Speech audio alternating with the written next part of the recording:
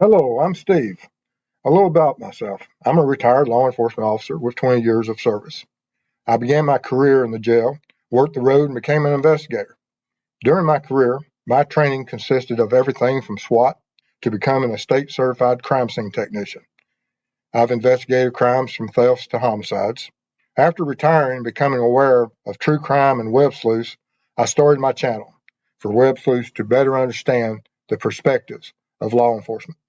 Not only do we cover true crime, I go out into the field and assist families who have lost loved ones to homicide and their cases are considered cold.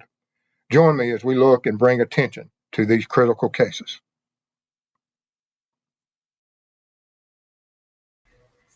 Hello, everyone. Glad you're able to join us tonight. If you're new to the channel, welcome. And while you're in chat, be mindful to be respectful of families, mods, and each other. Tonight, of course, we're going to be looking back at the Richard Allen case. And now that we have the understanding that the court has made rulings as far as Judge Gull allowing these confessions that were made while Richard Allen was incarcerated will be allowed to be used in court. What does that mean, and where is it headed? Of course, it's more and more likely that if there's certain evidence within those statements, and the defense's biggest hope was for the suppression of some of those statements. That doesn't appear to be the case on any of the statements, and we'll be looking at some of the release by Judge Gull stating why. But then we'll also look at some probabilities and possibilities, and how could someone that has certain evidence against them, certain characteristics, and how that would put them in a position of that if they know key facts, are they absolutely without doubt the one responsible for this terrible crime? And with that, let's get into it. If you know anything about this case, absolutely make sure law enforcement, the prosecutor defense has information regarding Abby and Libby, for the fact that as we seek justice for them, it has to be absolutely known all the facts of the case and regarding any information as far as the crime scene, persons involved, communications, any possibility. And because like I said, as Doug Carter said during the 5-year plus investigation, it only takes one tip or one clue to solve a case. But it's also even in the defense and seeking justice that there's always some key piece of information that can absolutely have a huge impact, and justice has to have that. All right. Let's see here. Before we get into it, let's see what's going on in the chat. We got Farmer. Hey, Farmer, $3 super sticker. Thank you for your support. Farmer and I have been exchanging a couple emails last day or so. And I apologize for the late reply, but absolutely I appreciate Farmer. Enjoy his shows. And I think he's been doing some shows with Cryptex, I think is his name. And if you don't have a chance and you haven't seen Farmer, absolutely go over, watch him. He's extremely intelligent, bright, and I enjoy talking to him and watching his skill sets come to the forefront. Okay, there's Olivia. How are you doing today? SP74 says Georgia won today, so happy wife. Absolutely. Mrs. Steve's in the other room. She's not feeling real well.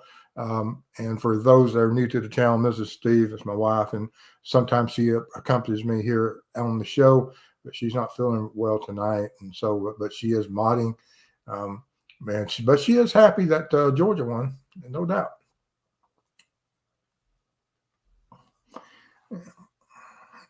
And Olivia too says, Farmer, thank you for supporting Steve. Absolutely. Thank you, Olivia.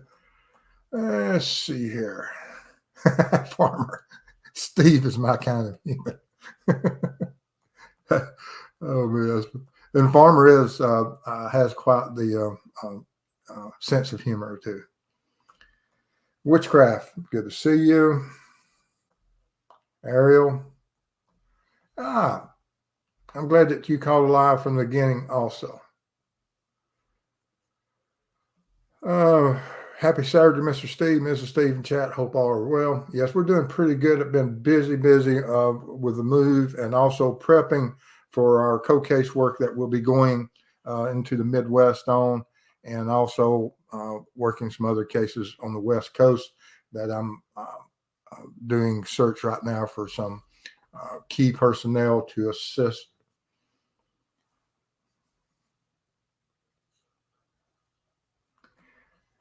Naomi, good to see you. Salty Sleuth, good to see you. Nanar, Junior Johnson, he's from Michigan tonight. Hello, Sensei. Audrey, good to see you. Wicked.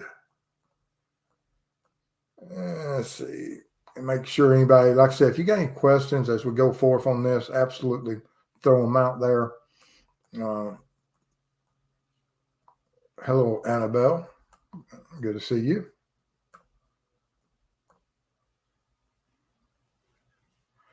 Ariel says, I want to know the results, if any, that were obtained after prosecutors spending $20,000 on genealogy. Well, there's always testing to be done. And just because testing and the cost of testing, quite often, whenever the foundation, the True Crime Web Foundation, we send things off.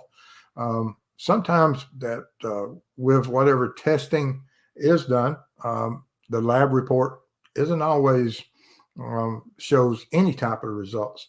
And especially if it involves any type of DNA or something.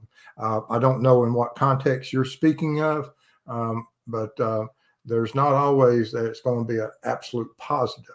But that's a fair enough question that you would want to see. Let's see, did I say hello to Annabelle Higgins? Good to see you.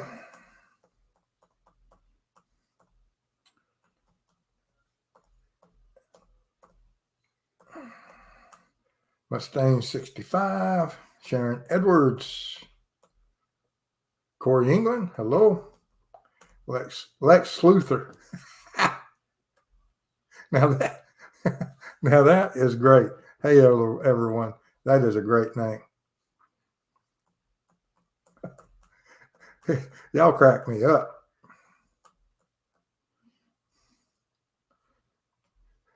So sorry, Mrs. Steve isn't feeling well. Please give her extra hugs if she wants them. Absolutely. I was discussing making sure it wasn't some type of stomach virus just prior to the show.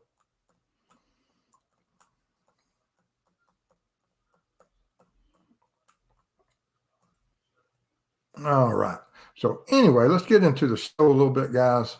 And anyway, Judge Gold has ruled that all the statements were voluntary, that there was nothing as far as Richard and I had proved that he was psychologically coerced, that all the statements that he had made were unsolicited, and that he sought out the people to make the statements, meaning that, of course, law enforcement, even the prison guards or anyone, didn't bring him or seek him out and put him in a position of where they were conducting any type of interviews, that it was on Allen's, that during his initiatives, and that he went out and made these statements. And if this is the case, like I said, he has once again put himself in a position that I'm sure his defense attorneys wish had not occurred. She also stated that the defendant has failed to comply with the criminal rules of procedure by neglecting to clearly state which specific statements he is seeking to suppress, nor the legal basis for the suppression. And this is key, because there are certain rules of the court that he has to follow. And if he doesn't follow them, then, of course, it's pretty well set of how she will react and what her findings will be. And then she continues on that despite these deficiencies, the court has been able to determine that the statements given to the defendant's family members were voluntary, not coerced by any state action, and were not made under threats of violence or improper influence, she said. And those, of course, would be, I assume, the phone calls.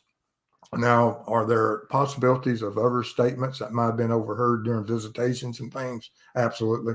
Don't know. But in this case here, we do know of at least the phone calls that were the transcripts and the statements, exactly what was said. And then she follows up that the court is not persuaded that the detention caused the defendant to make incriminating statements, Gold wrote. While the defendant does suffer from major depressive disorder and anxiety, those are not serious mental illnesses that prevent the defendant from making voluntary statements. And this, of course, like I said, if he's making statements, and it's not just statements that I'm guilty, and this is what we're going to be looking at as far as the odds and probabilities of what was said. Of course, saying I'm the guilty party, I committed the homicides. Anyone and everyone can do that. What I'm looking for that is key, that will be the final nails in the coffin, is certain details about the crime that only the offender will know. And I hope they have that. I mean, they have a great case even without that. And that's what we're going to be discussing, that just like there's only so many qualifiers of an individual that when you're looking at a suspect, what are the things that are consistent with what happened on the trails that day, pre-crime and post-crime, that links this individual as a possibility of being the offender.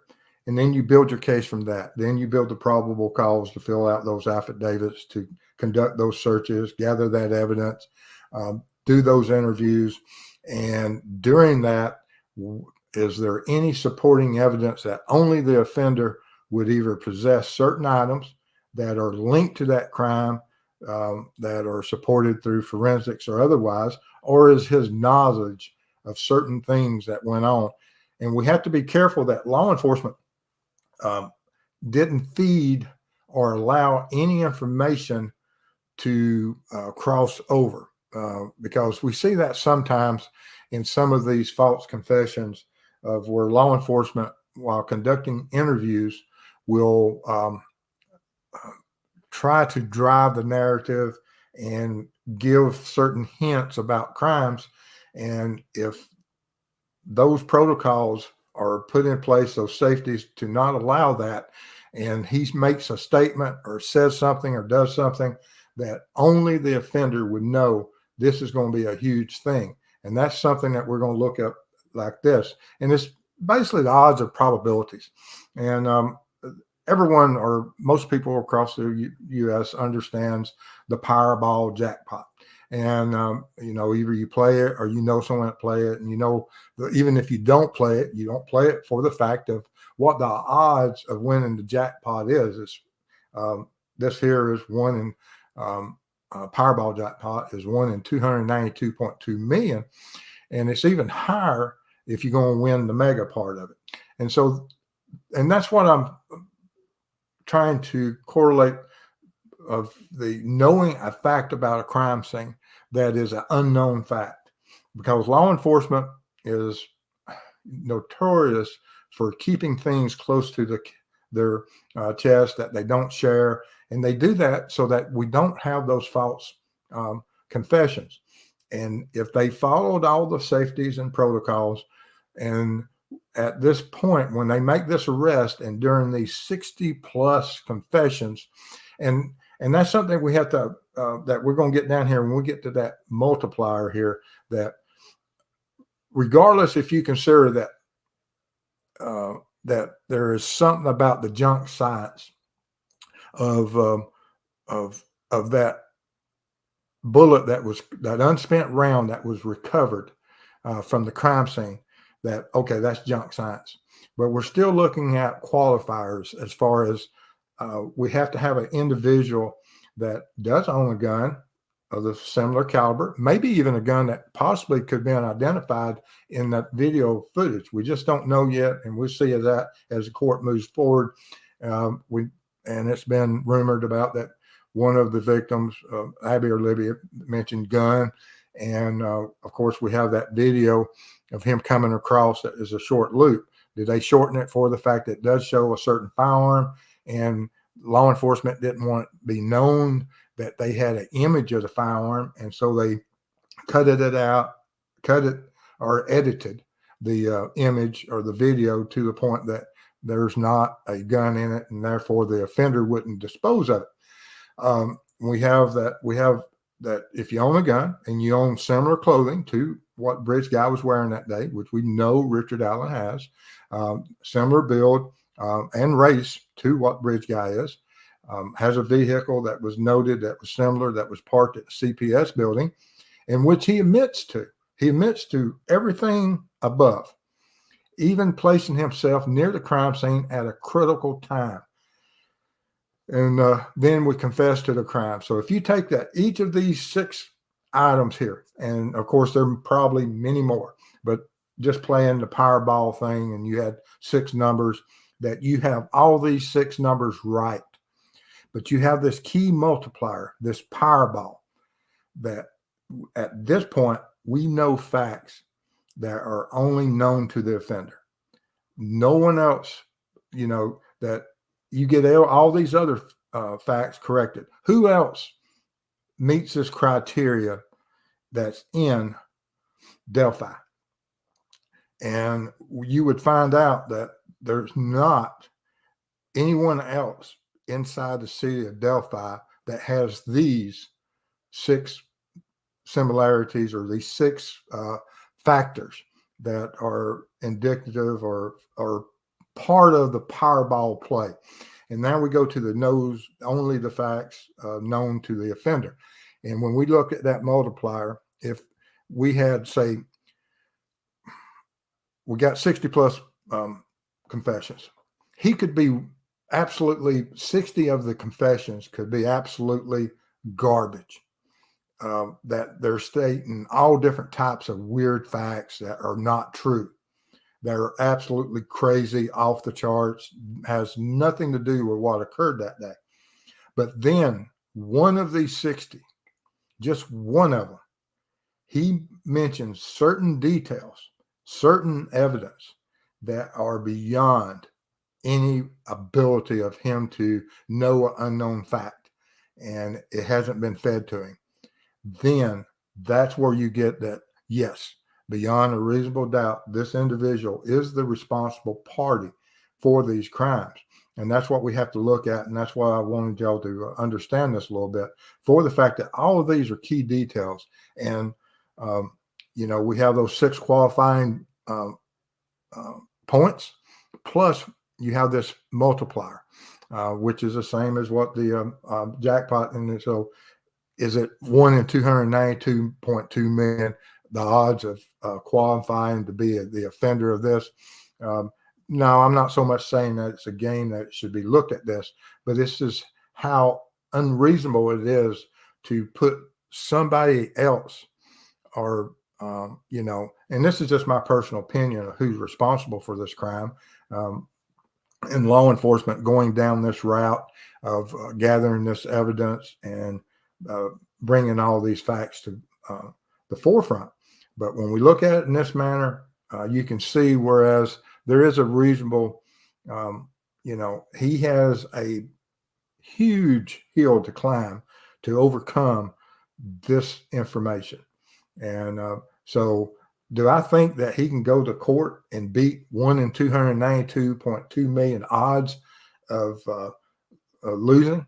No, I think that he is absolutely facing higher odds of being found innocent than the 292 for the fact that I think that any good presentation by a prosecutor would be able to paint this picture of what it is and who is responsible.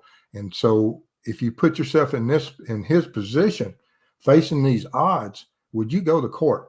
Like I've stated many times, I hate to agree with Ruckus, but every time that we find a ruling or we see something new or a new day comes and pass for what's going on in this case, that we see that, in my opinion, that Ruckus may be correct, that we are edging more and more towards some type of plea deal. I can be absolutely 100% wrong. I hope I am wrong, for the fact that I'd like to have the facts given to all persons in society so that we have an understanding of what went on with this crime. How did it occur? Who is responsible? What factors played in? Why is why would the offender do what he did that day? What triggered him? And we won't know all that possibly without a trial, because if there's a plea deal, there's not always an explanation. And I think the community and everyone needs that understanding. And I hope that we do have a better understanding of exactly why and who and what triggered him that day.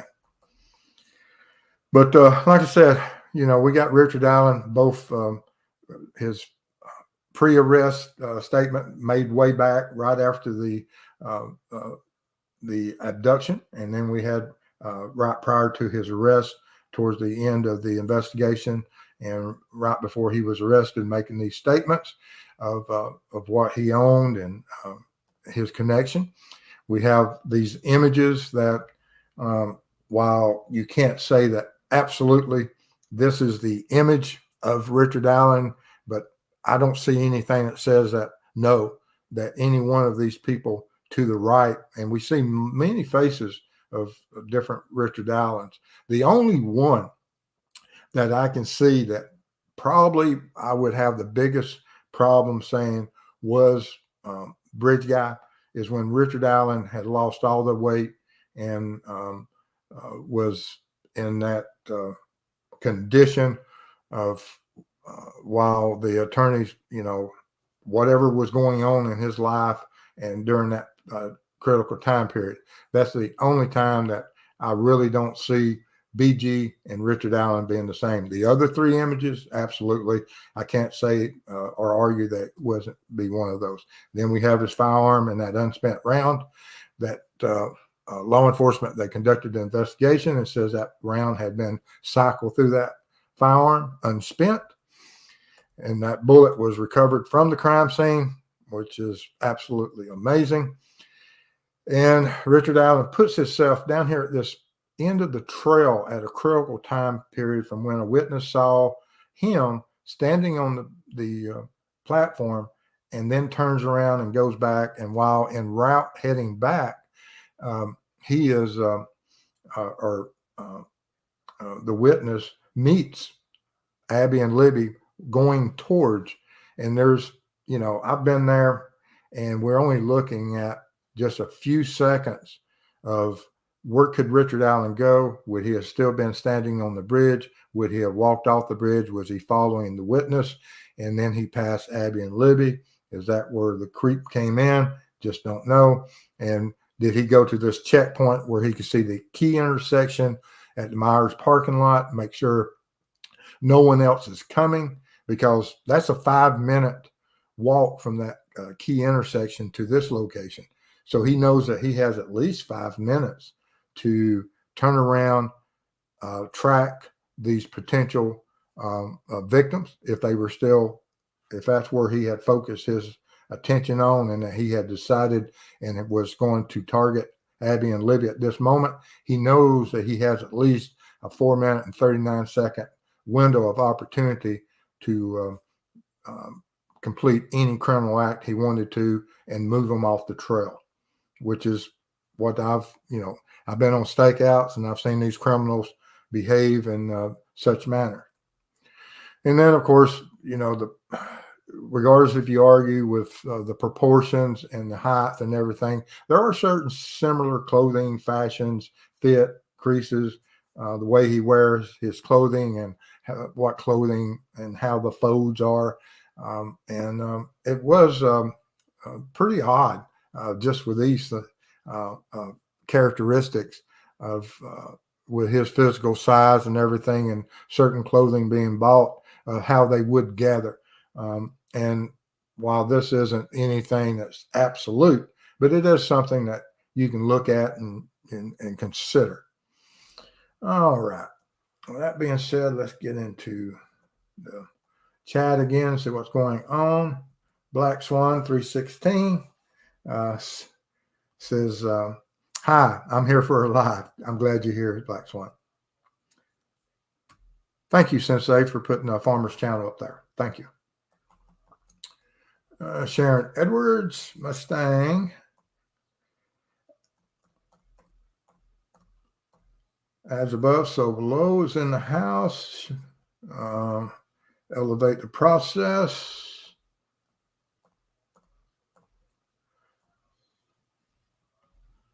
Annabelle says, didn't know there was a Facebook page for Steve's channel. I don't make very many lives. I did go to the Facebook page and like it. Thank you, Annabelle. Mrs. Steve takes care of all that.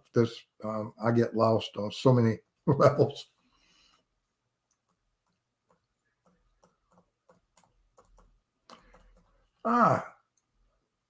Since they gifted one True Crime Web membership, thank you.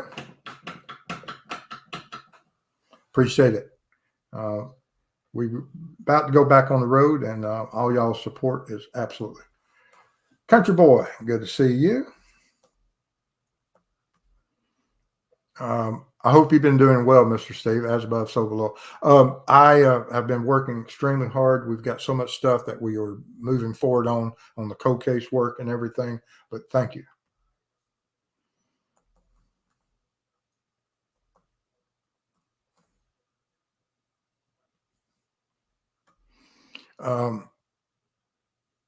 Anxiety is bad, if bad enough, can do you in. And anxiety, what creates that anxiety? Are you talking about the anxiety of him being incarcerated, facing overwhelming evidence, and just trying to seek help? Or, what are the other factors that could be played? Yes, there's a lot of things about a lot of different factors or anxiety that could play a part in that. Audrey, good to see you. Delulu, good to see you.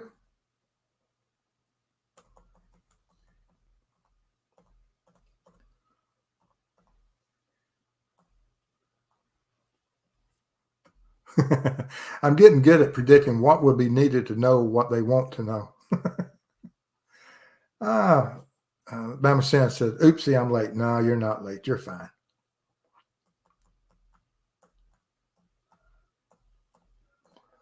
Hello, Charlotte.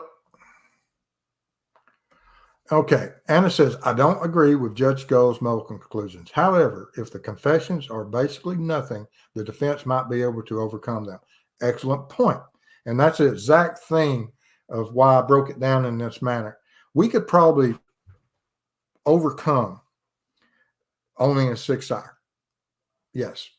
But if that bullet is linked to the gun and that's allowed, that's a different thing, that if the scientific evidence is evaluated and the jury gives it certain value. But just owning the gun, absolutely. I agree with Anna that yes, they can overcome that. Owning clothing similar to Bridge Guy. That's something else that, yes, that is something that probably they can overcome. Similar build, race to Bridge Guy. Something else they may be able to overcome.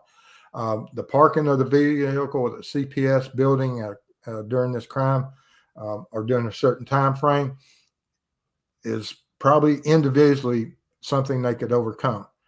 Placing himself near the crime scene at a critical time, a little bit harder, but it may be something they could overcome. Confessing to the crimes is that if there's not key information, then maybe it's something they can overcome. But when you layer each of these on top of each other and you stack that deck, or you get all these factors or numbers, just like for the Powerball, that you have all these put together, to get that winning combination of these factors, as far as being the offender or being the winning combo to winning the jackpot or being the offender, that it's highly unlikely.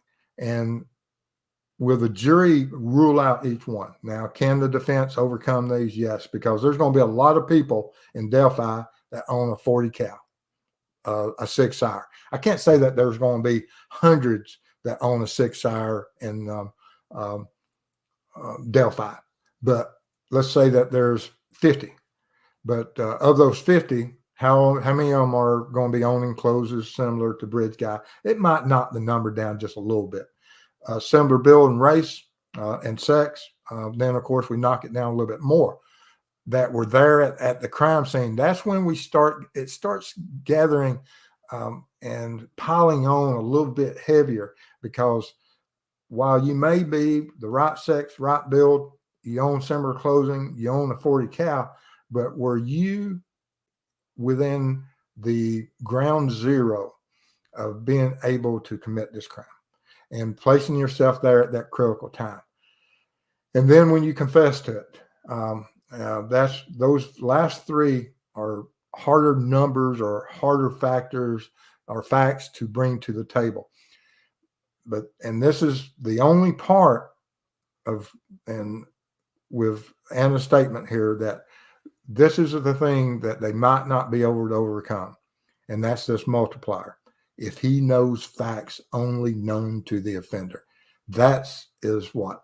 Now, of course, will the defense say that law enforcement fed him those unknown facts? And that's a possibility. And law enforcement will have to step up to the plate and show how they didn't feed him that information.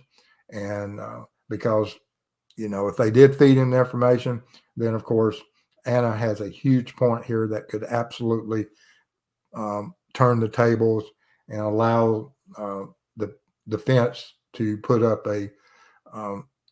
some type of defense that is believable or brings doubt into the juror's mind. And that's all it takes, is you got to find one juror that you can bring doubt that he is the one that's responsible. Hello, Charlotte. Good to see you.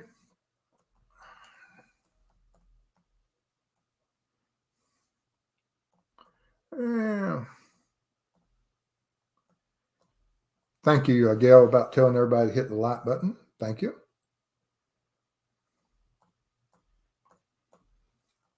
Code Gray here.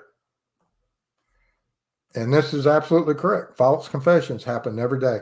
And that is a absolutely true statement. Have I had false confessions given to me? Absolutely. But that's where keeping certain information close to your chest, that if this offender knows facts that are not known to the public at large and can only be known by someone that has participated in the crime, that's what takes the false confessions off the table and turns them into key points of evidence for the jury to consider, and it has to be explained. But thank you there, Code Gray. Absolutely. Let's see here. Sharon Parker.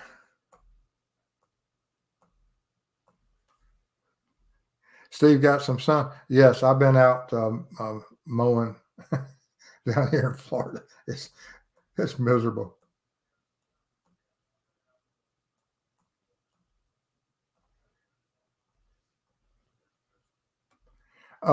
And Anna says, possibly we are all wasting our time wondering about these things. Maybe the prosecution has extremely damning evidence about which we know nothing yet.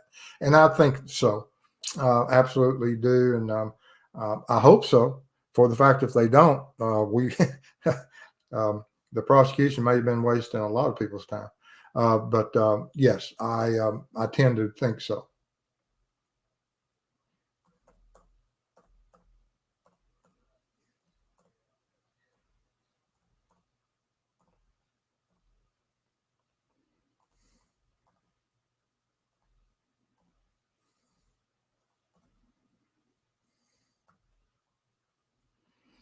Annabelle Higgins says, from listening to other reports from attendees to the hearings, Harshman said RA gave details of the crime that no one else would know.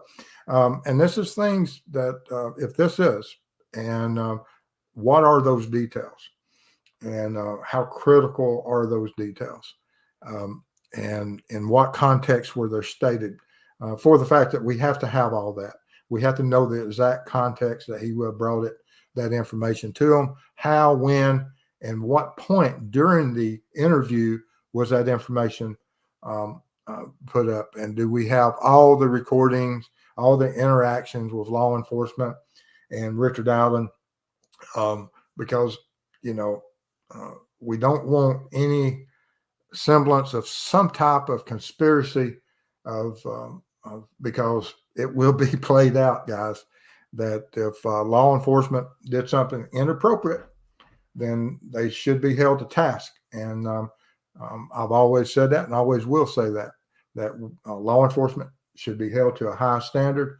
We are trained to do this stuff from the interviews on, but we're also human. Things happen. Mustang 65, justice for Abby and Libby. Thank you. Absolutely.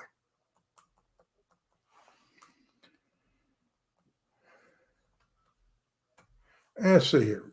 SP 74 says, True Crime Web. Even if Judge Gull does allow the third-party Odin defense, everything you listed, especially the bullet and playing some choice confession, will make that defense look silly to a jury.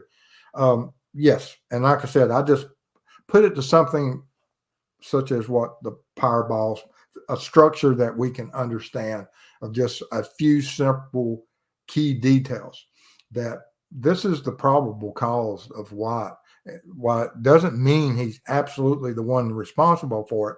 But when we go more in depth and we bring all the evidence to the table in front of the jury, can this information, along with other supporting reports and lab reports and findings and communications, will that be the final nails? Absolutely possible. But I agree with you that the Odin defense, just myself personally, I put the Odin defense somewhere right a little bit lower than some other extraterrestrial Sasquatch being involved in this crime before I think that we had a large group of individuals decide that in the middle of a day, in daylight hours, that we're going to have some type of ritual sacrifice near a public trail, and no one sees all these vehicles or the Odin bus or whatever transporting these individuals. I just don't see that. And I'm at a load. I don't even know how to pronounce that. Good to see you, though. Anna Melodies, I guess, would be closer. I had to say that out.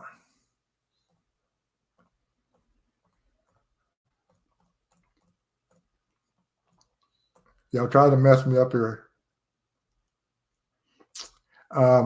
Lex Luthor, I love that name. This case is so fascinating to me. Will the trial be televised, or are we only going to get the transcript? Probably just be the transcript and whatever some of our YouTubing sleuths that travel to the court each day comes out and shares with us, and what we see on the news and the mainstream media, and of course what that would be and how long that will take for us to have a good, clear understanding. But I don't think that we're going to get to see it televised. Sadly, I wish they would.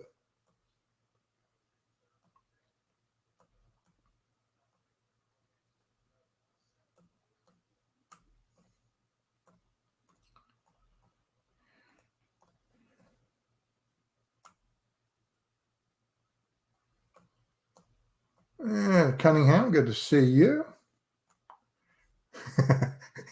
He's toast. Yeah. But we also have the other side that absolutely are supportive of Richard Allen, and regardless if he's being railroaded, that they're from that stance.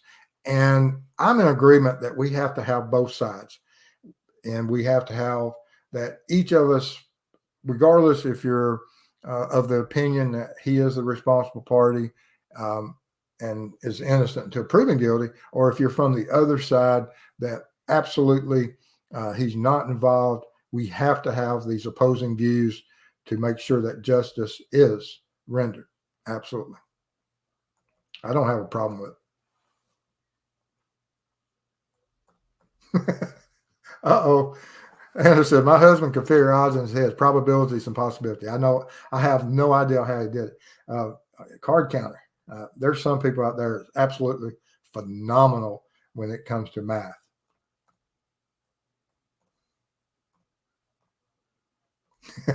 Junior says, never fails. I got a phone call.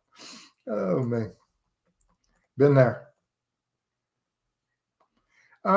Charlotte says, I trust Ruckus and his experience in this field. While I tend to start seeing that that it's moving towards the possibility of that. But, there's other people that have went to trial with far more against them. Will that be the case? Like I said, I'm hoping for a trial. I really am, guys, for the fact that I think this evidence has to be out there. That's very kind of you, country boy.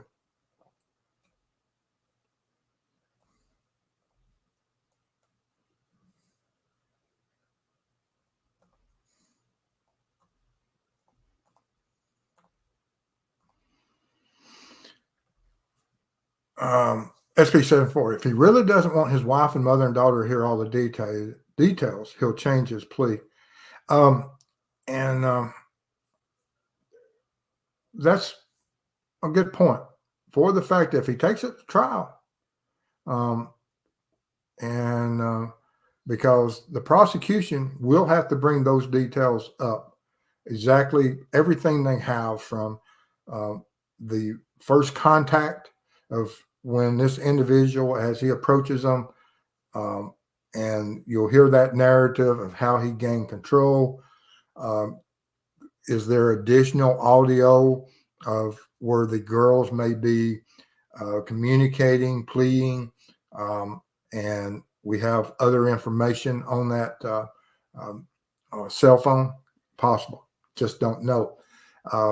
And then, what other details are they that the prosecution will bring up as far as the crime scene, the acts committed against each victim, what types of injuries were suffered by each victim will be covered in court by the medical examiner and be presented to that jury to show the cause and manner of death to each one, and to establish some type of timeline of where each point of this case occurred.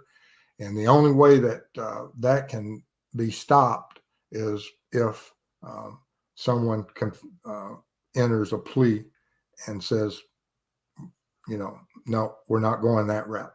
But we'll have to see. But otherwise, every one of those facts will be brought out to the jury, because they'll have to know them to be able to bring some type of verdict and adjudication to the case.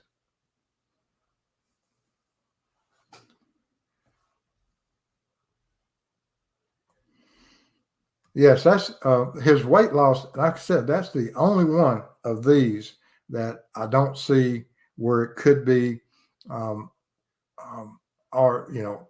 BG and Richard Allen don't share certain characteristics. Audrey says RA changes his appearance all the time. Absolutely.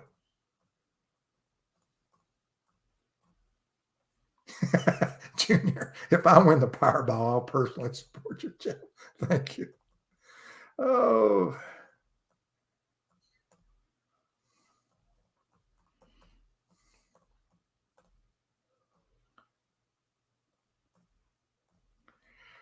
Lori Sutherland says, if there is a plea deal, can he do what BTK did and tell what he did? We saw it with the Golden State serial offender that he didn't. He just went and pled.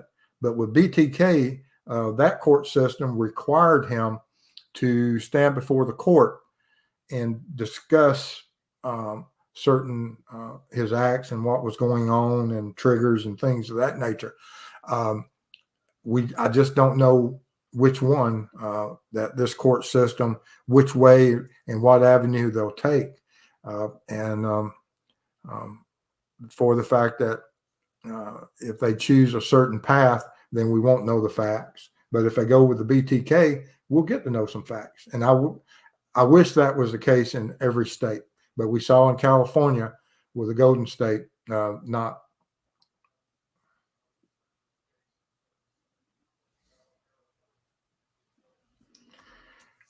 And this is a good point. Anna says, it bothers me that apparently not one witness in about 6 years ever thought the guy on the trail was the guy who managed CVS and played pool at the local taverns.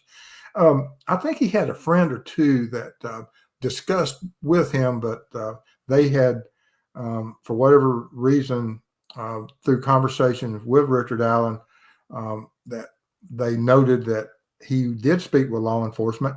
And I think one or two of them may have even took up for him that he's already gone to law enforcement and been cleared. Audrey Kasem says, good picture comparison, Mr. Steve. I think you're probably talking about this one. And like I said, this proportional comparison, and you can do anything with these things. You can compress, you can do whatever the ratios and do things. But if you bring them to close comparison and that you do see that there are certain similar clothing fit fashion as far as below the knees of how the pants gather to even being baggy on mid thigh. I mean, that section to even the shoulder and stuff. And that's on this ratio. Is this a fair comparison? Probably not the fairest that you could do, but it is something that if we bring them both to the same ratios, then yes, you can see that there are a lot of similarities.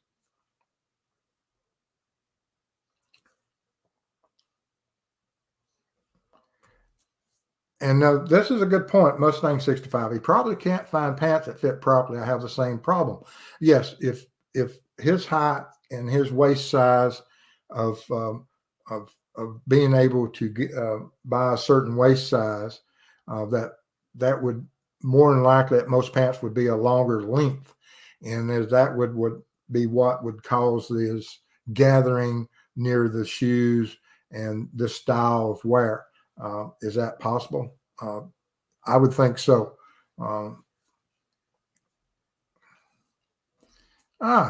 Lex says, I'm so happy I finally made it to live. This is all great information. Thank you for it. Absolutely. Appreciate my community. And this is what I try to do is give y'all some type of commentary, whereas you can understand how I look at things. And it's just my opinion, but it is how I look at things.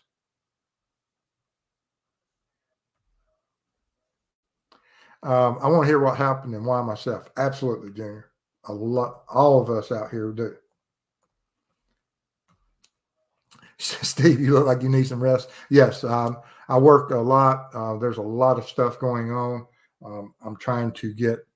I've got at least one more trip, possibly two, before the winter break, and both of them are critical trips I have to make. One of them's on the West Coast. If we can make it this year, it probably would be first of next year. But if there is a way I can fit in bringing and going out and doing a search on a critical case out west, I will. But I still have the Midwest trip that I'm meeting with some key people regarding law enforcement that we have to get work done on that. But I'll have that done by late September, and through the Midwest all the way up to Iowa. And I try to get everything done in the Midwest by November.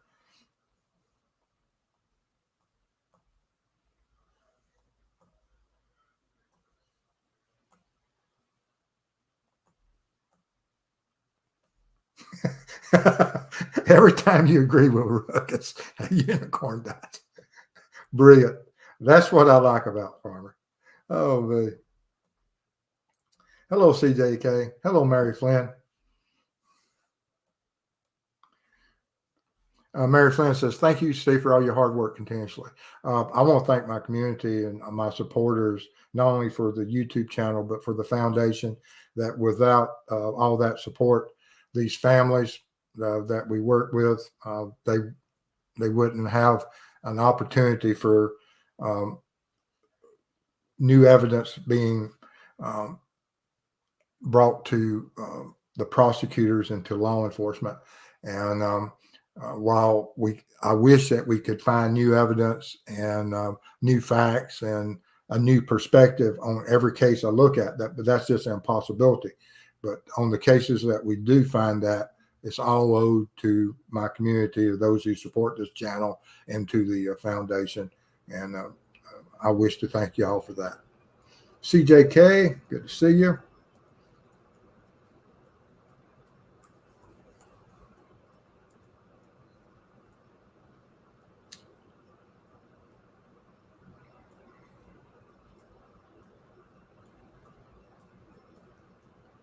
Oh, man, I'm a little bit behind.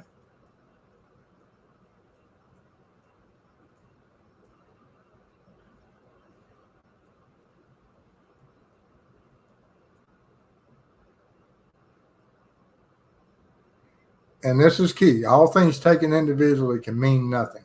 And the key word in this sentence is individually. Like I said, as you stack them together, some of these other points closer to the timeline of the crime and stacking them together is a little bit different.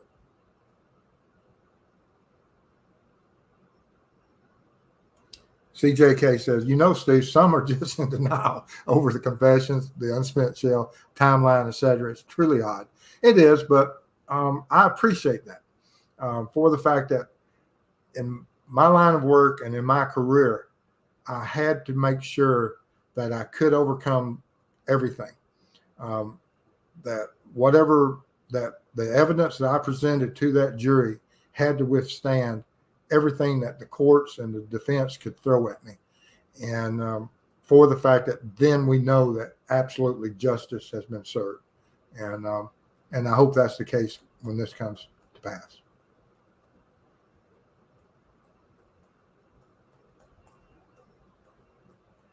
Jill Moser, good to see you.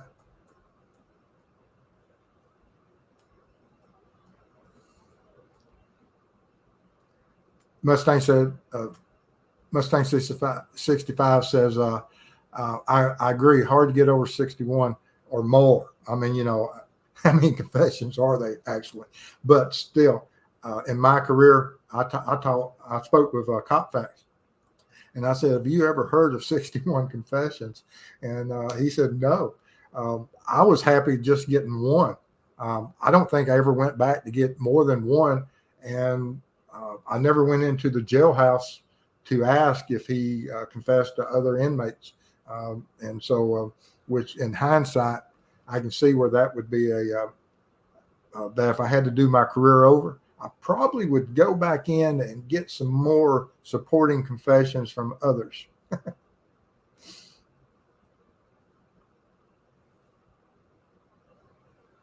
Sammy Day said, Richard Allen may go for a plea deal. He doesn't want to feel his wife and mother's eyes burning into the back of the head as the horrific details linking him to the crime are shown. That's a good point.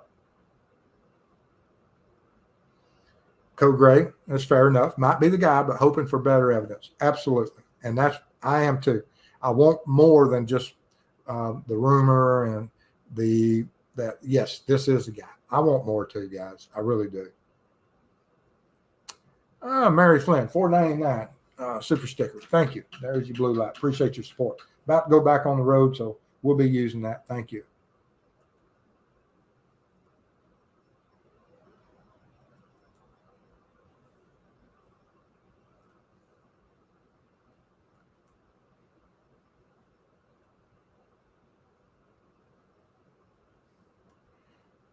I think it also depends on when the confessions were made. If they were after he read the discovery, he could know some unknown facts. And this is a really good point, guys. And that's what I know. Not only what you know, but when you knew it. And this is critical. And were some of these facts, and will the defense play upon this?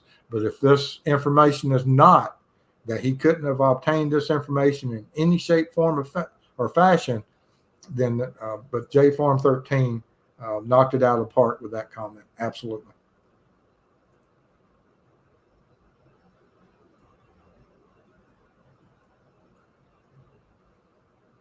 And Audrey, this is often the case that the prosecution has more evidence. They just put a note in the probable cause to get an arrest. Absolutely. Yvette, good to see you.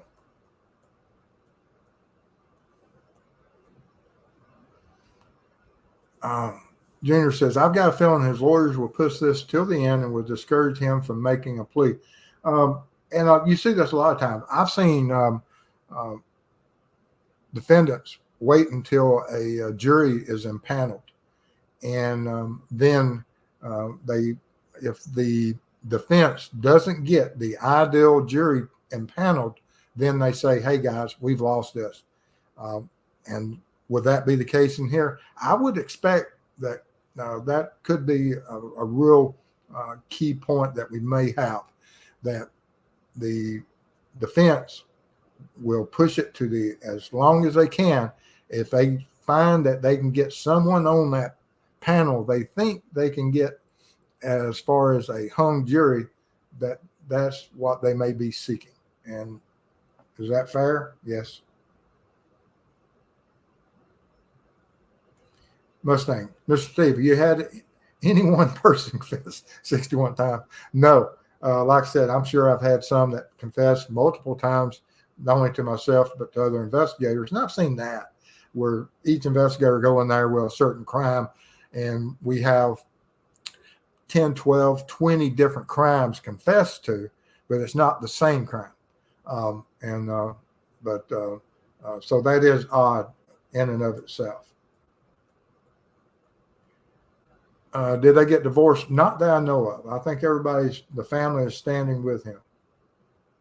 Timmy Waring, hello, good to see you.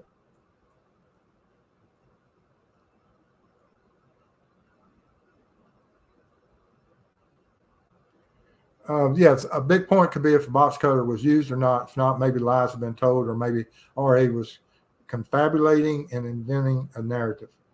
And like I said, we could have 60 false confessions with all different types of ridiculous manners and acts committed. But then we have that one that does have clear details.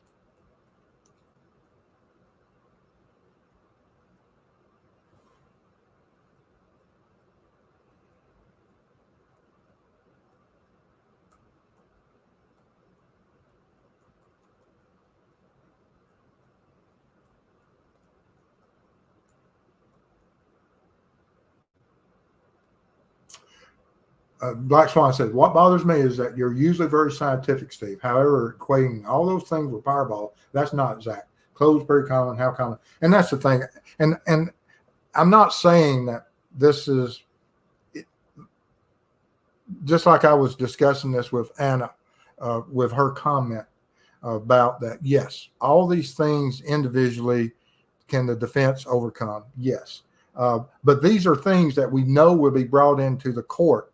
These are facts that will be argued in court, regardless of the scientific part, but regardless of the anything that the clothing that may have been seized at his house and the luminol, but the common knowledge of what he has spoken of, those are things that will be brought into the court. And while there are certain things scientifically that we could look at, these are things that we know that the prosecution has stated about the gun, the defense has stated and acknowledged about the gun. They're trying to get suppressed. The clothing, both same story, narrative from both sides. The images, these are just things that will be brought out in court. There's not a scientific basis for it. It's just a logical manner of reasoning of things that will be discussed by both the prosecution and the defense. And that's all I'm saying here. But when you stack them together, it's extremely hard for there's a hard hill for the defense to climb. But the key part of it is if he knew key facts that no one else. But thank you for about me being mostly scientific, but this isn't the scientific part of it. This is just going to be about testimony from witnesses of who Richard Allen was, what was his clothing, who owned it, what did he say, what did he confess to, and that's the things I'm talking about. But thank you.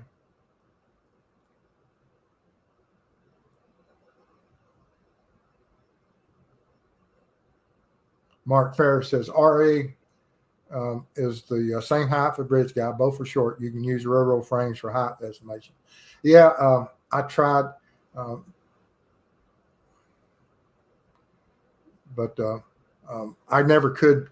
There's still 2 or 3 or 4 inches. Even when we did Mrs. Steve, there was still a variable of could I get the exact, and I know what Mrs. Steve's height is, and could I get the ratio knowing that fact? But could I get it if I didn't know it? I could get within 3 or 4 or 5 inches, but that's as good as I could get because pixels.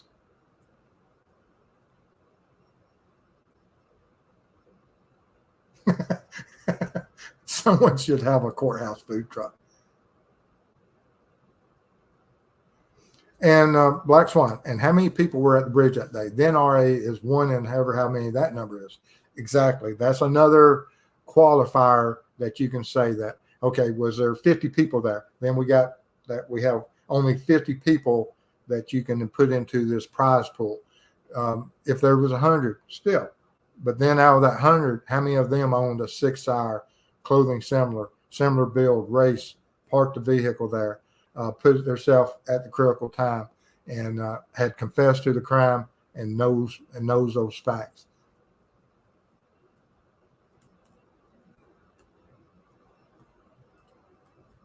But I think the geofencing is pretty crucial, as is the DNA evidence. Yeah, the geofencing thing bothered me for the fact of the testing I did on it. And that's one of the reasons I didn't really bring it in, that there were times when I did our pings, Mrs. Steve and I did the testing there, that it showed me within 5 miles. Now, sometimes it was dead on. It put me exactly on site. But there were just as many other times it put me 300 yards away. There were times it put me within 5 miles. That's my only problem with the geofencing.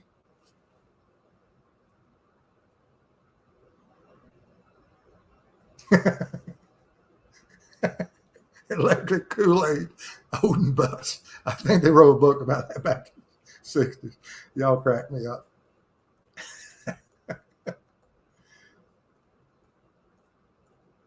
Oh, man. Oh, y'all make me smile.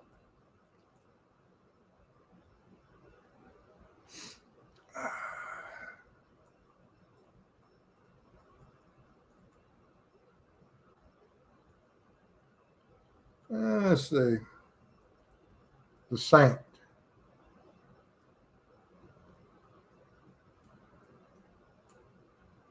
Hello, people with sense. Thank you.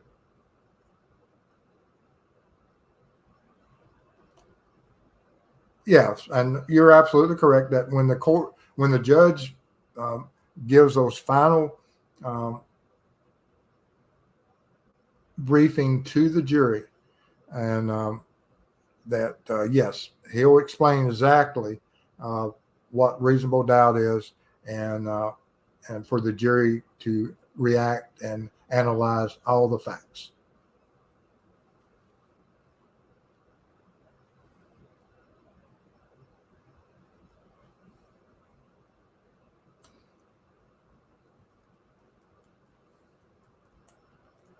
Hello, Cindy. Good to see you. Miranda Lee. Good to see you.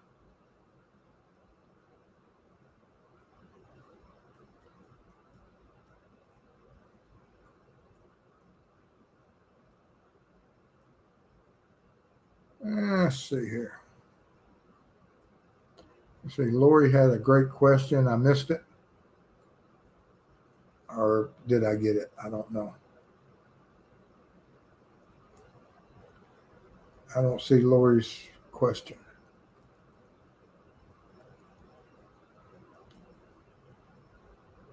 Bummer. Or did I get it? I don't know. If I missed it, I'm sorry.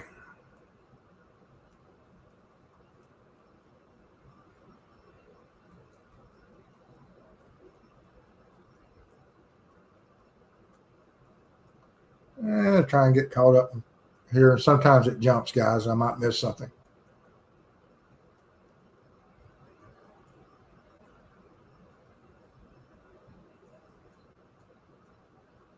Robin B., good to see you.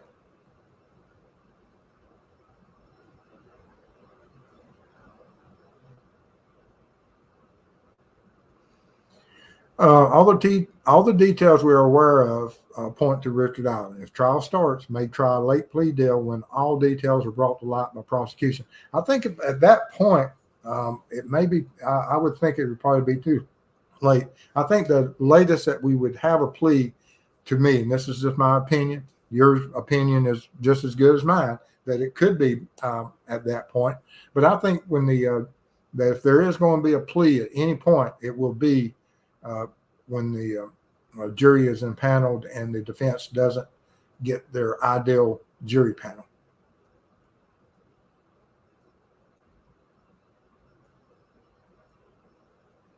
Yes, this is a good point. I'd love to know what the recent devastating piece of evidence McClelland obtained is. And it could be some late report that has come in as far as some of the analysis of some of the lab report.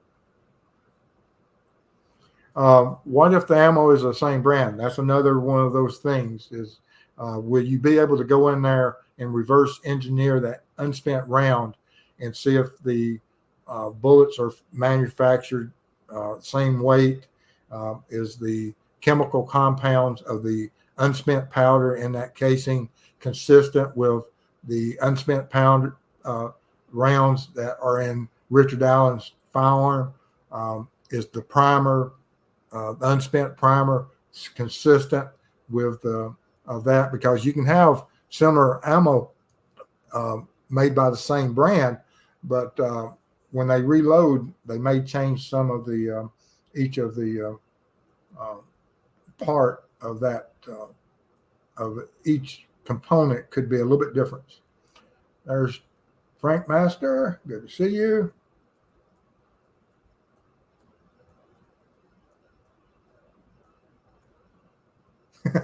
Junior Johnson. I get a kick going to the not guilty channels and telling him why I think he's guilty. Oh, me. Good to see. That's funny. Oh, man.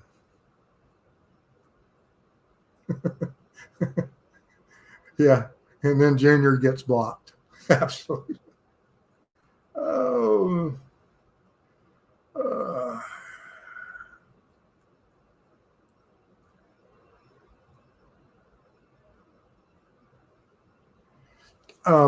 Mr. Steve, I've been listening. In my opinion, the phone pings, when they come back, it could change this whole case. Some of the phone pings, as far as I would have to put those that if Richard Allen had phone pings living where he was, then and he already says he's on the trail, that I expect that his phone pings would be possibly similar to what mine were. And so, take that as what it is. But I was very perplexed by how my signal danced all over town. And I could see that people searching for them, if they were pinging their phone, that they possibly could have had the same thing. Barbara is here. Hello, everyone. If you don't know who Barbara Hall is, look up Timmy D's case. It's a case that we're working on the cold case side. And Timmy D's case, and Barbara has been fighting for justice for a long time. And for y'all new to the channel, you'll see everybody welcoming and speaking to Barbara. A lot of people know about her case.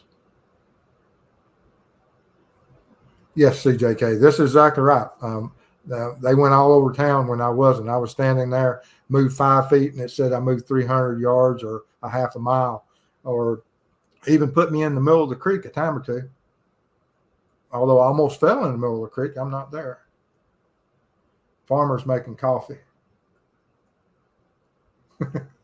Yeah, great spelling. Oh. Olivia too says, Father Steve, take a day off if you can. Uh, I will take a day off. Thank you. That will probably, my next scheduled day off is November, sometime in November. That's very kind of you, Miranda Lee. That's very nice of you.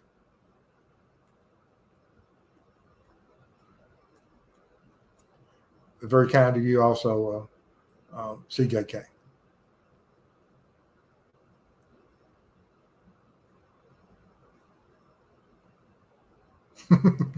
Hannah was it.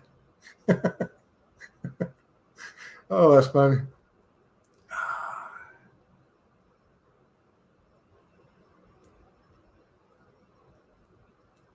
Oh, man.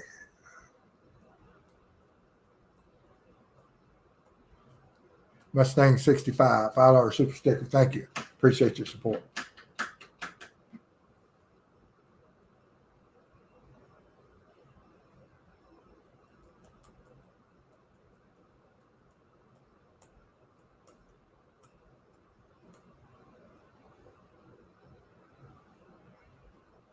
Anna says that it's recently been reported that the confession started in November, December 2022, soon after he was arrested. And if that's the case, then that's prior to discovery. And it would be during those confessions, any confession that's prior to discovery, as was noted, or any time that law enforcement could have or may have um, shared details they shouldn't have, that would be key confessions.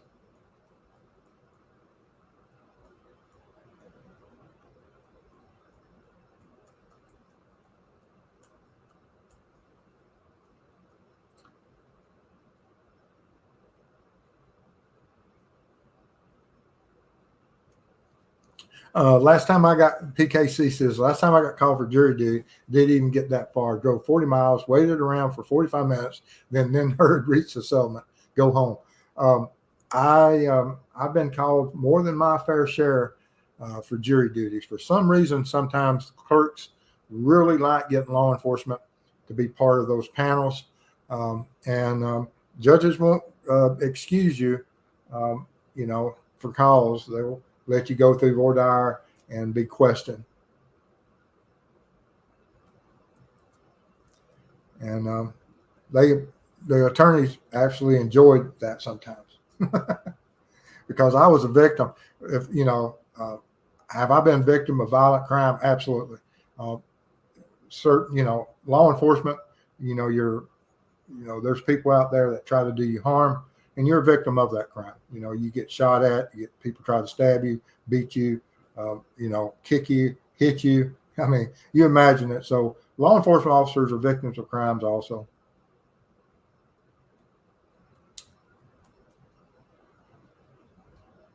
Get your clothes tore up. Joey, good to see you. I try to answer as many questions as I can. I always do, Joey. So if you got one, throw it up there. If I see it and it doesn't jump past you, I'll try to get you to it. CJK says, did you listen to Turbo Time and Aspen discuss the 3-day hearings? No, I've been so busy. I very rarely get to. Hello, Doodlebug. Hello, humans. You and the farmer, humans. Joey says, question, Steve, do you think the bullet evidence should be thrown out because the police only found it after they had cleared the scene? The chain of evidence, and that's the thing is that regardless of when it was found, the chain of evidence will start whenever it gets into the hands of law enforcement. And then, of course, it will go through the court systems. If the courts allow it in, then the courts allow it in. If the courts throw it out for cause, then they throw it out for cause. And we'll just have to see which way the courts do that and what the explanation will be for that. But the courts will, they understand the rules, and they'll be able to tell and share and qualify that evidence at the time.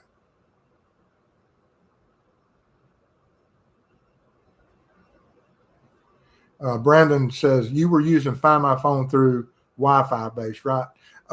I don't think, no, we weren't on Wi-Fi. Mrs. Steve was pinging my phone through, she was in a very remote area. She was at the cemetery, and I was out in the woods. And it wasn't Wi-Fi. Because there was times that first led us that she was at the Freedom Bridge, and I was at the crime scene is what led us to doing that, because at that point it put me 2 point something miles away, which is not correct. And that what drove us back down there to go and do more extensive testing of those pings.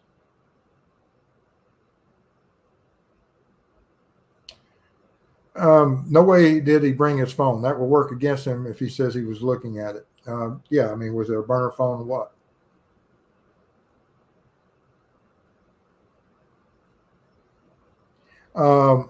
The SIG P226, 40 cows, around 550 used, around 1,000, 1,500 not, if new. It's not a really common weapon. I know a few people that own them. I've shot some of them. I'm trying to think, do I have one? I may have. I don't know. I can't. It's bad when you can't remember all your own particular firearms.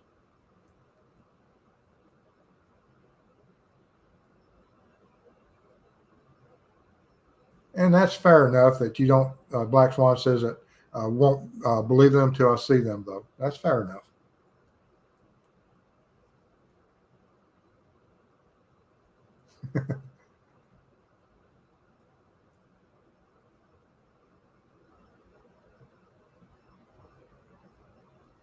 Oh, no, Black Swan. I really appreciate how you work today. I'm sorry if it came off as critical of you. It was just me thinking through what you were presenting. Thank you for your hard work. Oh, no. No, it's a good question. I like to be challenged, and I like to explain exactly so that, but no. And if you are critical of me, I absolutely embrace that, for the fact that I do not wish for my community to ever accept just because I say it, it's the truth. Question me, challenge me, make me prove my point. And for the fact that this community can do it, attorneys did it for years. So it's not anything that I take personal. Even if when you're looking at me and I'm trying to figure out and trying to make complete sentences and explain myself, that no, I want people to challenge me and be critical. I have no issues with that whatsoever. So don't ever worry about that, Black Swan.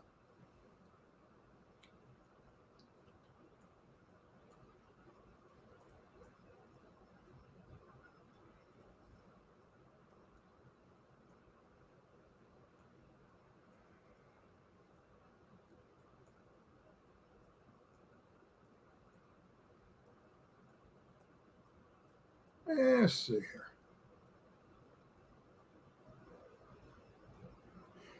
And yes, there's a lot of rumors. When was it found? How was it found? Doesn't matter. At some point, regardless of when it came into the possession of law enforcement, doesn't matter. At that point is when the chain of custody starts for law enforcement. Doesn't matter who finds it.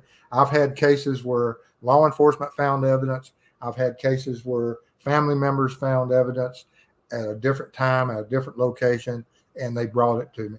But there's that at a certain point, there will be a chain of custody and evidence sheets.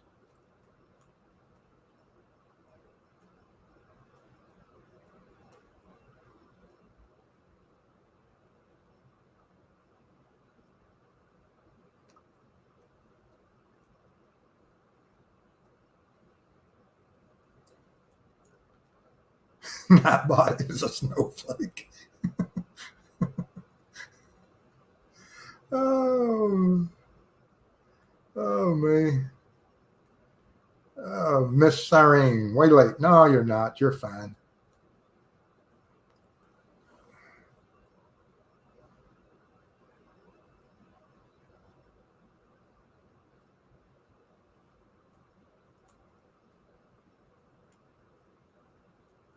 Let me see if I can get my little bar to keep going.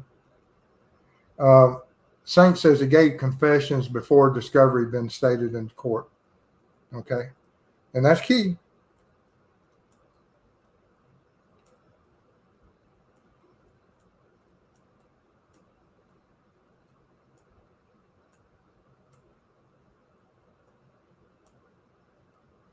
Gibbo, good to see.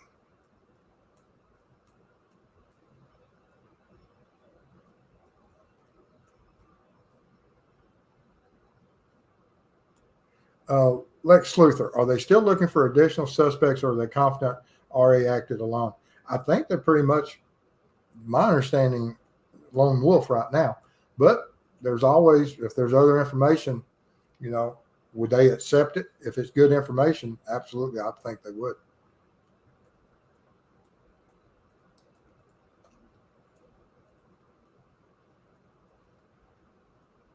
Oh.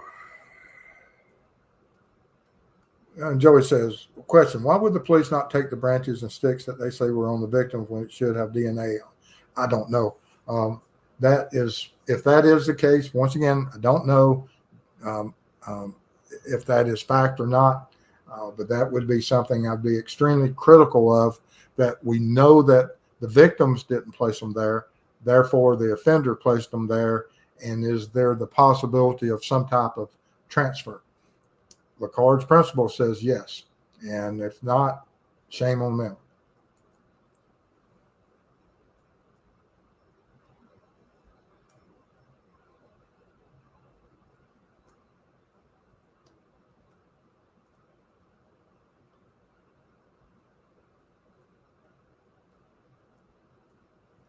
Yeah.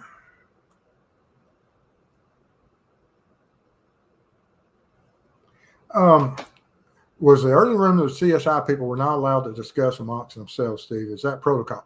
It depends on what point during this would it be. Are the CSIs each being interviewed? And, I was a CSI lead guy. I was the one that was in charge of the team. Um, we discussed everything on scene as we were processing evidence and what steps would be taken, the documentation, the preservation of everything that we could, how we were going to collect it. That's discussed. Now, if it's during the debriefing part of it and it's individual and certain people would want to debrief individually, could that happen? Yes, it could. I just was never a part of anything like that.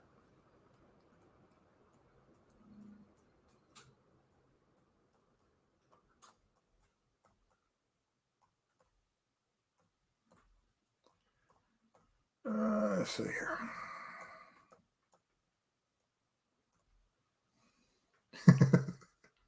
The same. I must be the only one who thinks this is a slam dunk case as much as jury trials go. I think he's a responsible party.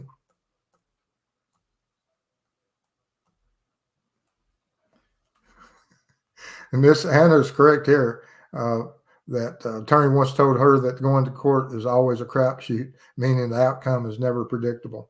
I think that's probably truth.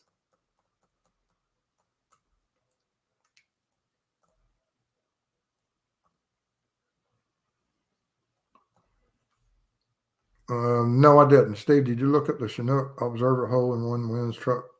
Um, um, I have seen that image.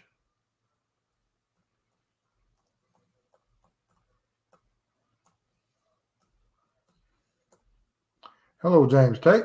Good to see you.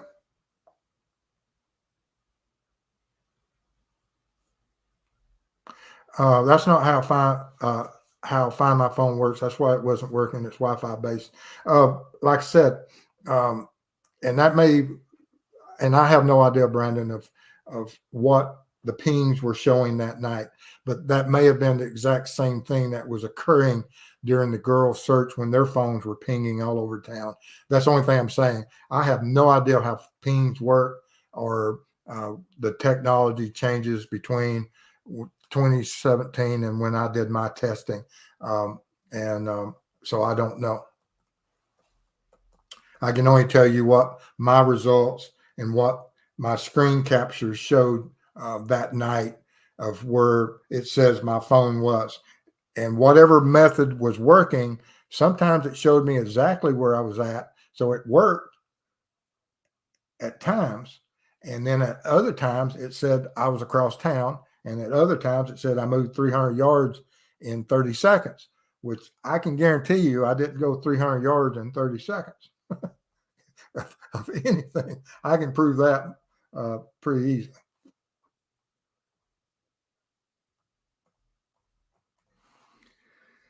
Oh, me. All right. All right, guys. Well, I think I'm pretty well. Joey says, question, do you think Richard Allen's guilty? If so, do you think he had help? I've always qualified this question here. Law enforcement, do I think that they have the right guy?